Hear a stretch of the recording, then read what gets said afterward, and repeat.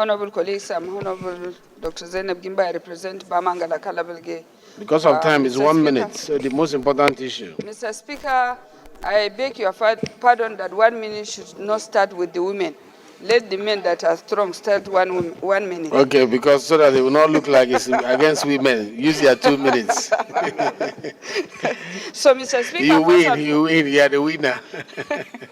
Mr. Speaker, first and foremost, I would like to mention that it is my personal opinion that the revenue projection of the budget versus the reality on ground, if I look at that, I feel that it is the government is overly optimistic, because looking at the price hike in petroleum and issues of taxation and the rest, I think that projection to me is overly ambitious and optimistic.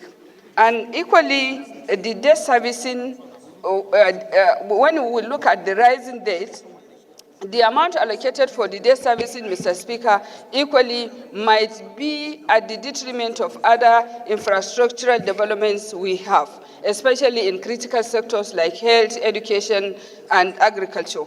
Mr. Speaker, I would like to also mention that the social welfare and poverty alleviation aspect of the budget, to me, it doesn't adequately address the poverty reduction and social welfare programs, looking at the large population we have in the country, especially programs targeting job creation, wealth creation, and then social safety net and rural developments are not adequately addressed. Mr. Speaker, most importantly, the infrastructural development budget allocation for infrastructure is inefficient, and this may prevent sustainable development. If you look at it, especially in terms of road, power, and other infrastructural development, I want to give a very quick example of my own constituency, the in Kalabalge Federal Constituency, the whole of the local government, Mr. Speaker, due to lack of road. In fact, I should commend the state government for always coming up with interim measures at all times, but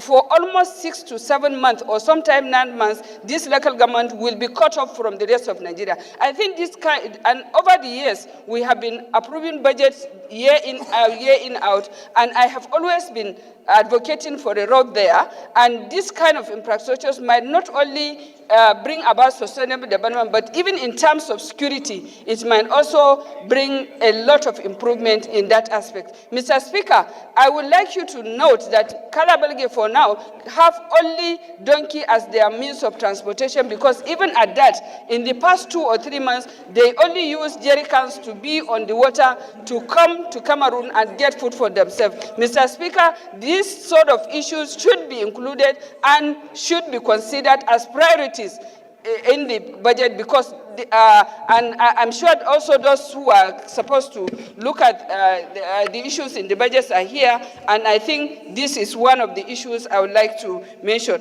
And Mr. Speaker, lastly, even in terms of education and healthcare, the reality is that they are underfunded, and with this kind of insufficient investment in these sectors, it may lead to inadequate services for the population. Mr. Speaker. Round up. Yeah, 2 minutes is at the risk of sounding selfish. Yes, Mr. Speaker. At the risk of sounding selfish, you should round up, please. Thank you. Okay, thank you, Mr. Speaker, for being generous to the gender. You are trying to bribe the. Thank you for your generosity of time, Mr. Speaker. And lastly, I would like to speak about inflation and economic stability. And Mr. Speaker, given the current inflation rate, 2025 budget may, this is my opinion, effectively fail to address the price hikes, unemployment, and the cost of living. And if the purchasing power of the population has been reduced, I think it is going to be, we are going to be in more crisis than we are. Therefore, I personally call for policies that focus on stabilizing the economy, as much as for us to look at those that are at the grassroots. Thank you, Mr. Speaker. Thank you for your